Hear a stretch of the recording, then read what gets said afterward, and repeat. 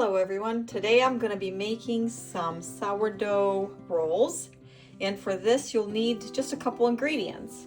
I have the King Arthur all-purpose flour. You can use any flour that you like, sea salt, and my sourdough, and also water, of course. So for this I'm using 4 cups of sifted flour. I sifted the flour myself, even though it says it's pre-sifted. And to this I'm going to add 2 teaspoons of salt, the sea salt. And I'm going to mix it just a little bit with my mixer, the salt. And then I have 1 cup of my sourdough starter, which is very active right now. I'll just add it right in there. Usually I eye it. I don't measure anything, though today, for the purpose of me filming this and sharing it with you, with everyone, I'm going to go ahead and get everything measured. Okay, so I'm going to go ahead and start my mixer. And I'm going to start adding just a little bit of, at a time, my water. Warm water helps a lot. So I had about 1.5 cups of water here. Now the water, that's why you just pour in as much as a little bit at a time, because you just want to pour in enough water to make your dough. And I want to make sure that I get all the flour from the bottom, and then you just let it do its thing. You let the mixer do it for you, instead of you mixing it and then letting it rise. If you do this step, it seems to help the dough. I find it that it's really nice, and your rolls or your bread, you can make bread out of this one, or you can even make bagels out of this. They just turn out really nice. So I'll let this mix like this for about 10-15 minutes. My mixer is a little bit old, so bear with me here. And I'm gonna get my olive oil and add a little bit of olive oil to this mixture. I'm back, and as you can see, it really cleaned off all the flour from the bottom, and the dough's coming together so nice. I'm going to pour in about, I'd say about 1/4 cup of olive oil, and this is the kind of olive oil I'm using. It's a very good one. And I'll let this mix and to finish off the 10-15 minutes, and then I'm going to let it rest for about 1/2 hour, so I'll return. I'm back, and the 15 minutes are up, and here's my dough. It's not very, it's a little bit stiffer than I usually do for focaccia. Focaccia has a lot more hydration, but I'm going to let it rest now. I'm going to cover it with a plastic and a clean cloth, and I'll let it sit there for about an hour, and then I'm going to do some stretch and folds. Once, twice, or 3 times, but I will bake it today. I'm not going to leave it till tomorrow, so I'm just going to let it rest right here, and I'll return. We're back, and here's the dough after about 1.5 hours, I would say. You can just let it sit. It rose a little bit, and it's starting to have some bubbles here. So I'm just I got my hand all wet with warm water, and you just turn and you stretch. I'm doing this with one hand.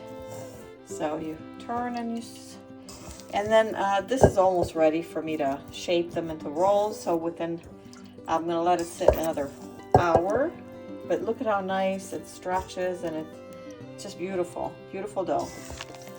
So here we go, 1 more stretch, and we are done. This is it. Next time I see you, I'll start to roll the doughs. And look at the bubbles right over here. And the dough's wonderful. We'll be back. I am back, and look at the dough. It rose so nicely. I'm going to pour it on my countertop, but until I do that, I wanted to show you that I have a scale here, because I'll try to make them all about the same size. So I'll weigh each one of the rolls. I have my pan already lined and oiled.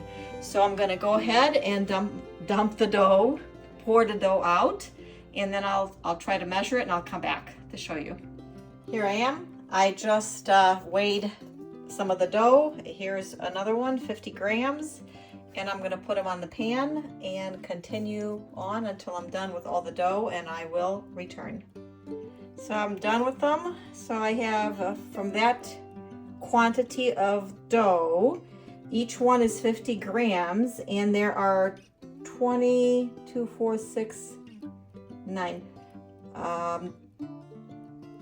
29 rolls came out of here. You could have probably made 30, but 29 right here. What I'm doing is I'm gonna go ahead and put a little slit on top because these are sourdough mini breads.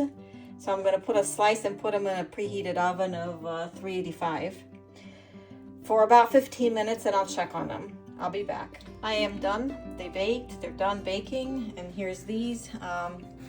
I'm gonna go ahead and put some olive oil and some za'atar on top. You don't have to do this. I just like the taste that it gets, and they're so yummy. And so this is it. I'm gonna let them cool off, and then we can try some, but they're for tomorrow. So you can freeze these when they're completely cooled off if you'd like, or you can eat them all. Whatever you want. Nonetheless, they are so much healthier because of the sourdough, the sour dough that's put into this, the starter that starts it and it makes it rise. It's very beneficial for your stomach. So I'll be back to show you how the finished product is. I'm just going to let them hang around here on the counter after I'm done brushing them all with a little bit of olive oil, and then I'm going to just put a little bit of za'atar like I have here. Just a little bit, just enough to, the oil will help the za'atar kind of stick to the rolls. As you can see, just like a line. So I'll be back. I'm done putting all the za'atar and the olive oil on top. I'll let them cool completely, and then I'll put them in bags. The buns are cooled off, and I put them in this makeshift basket that I made. And I just tasted one. I have it in my mouth. Sorry about that. They are delicious. Very good. That za'atar on top gives it an extra very good taste. I hope you try this very easy recipe. Try it. And please let me know how you liked it and how well you did, or if you have any questions. Please subscribe and like my channel in this video. Thank you very much, and God bless you. Bye-bye.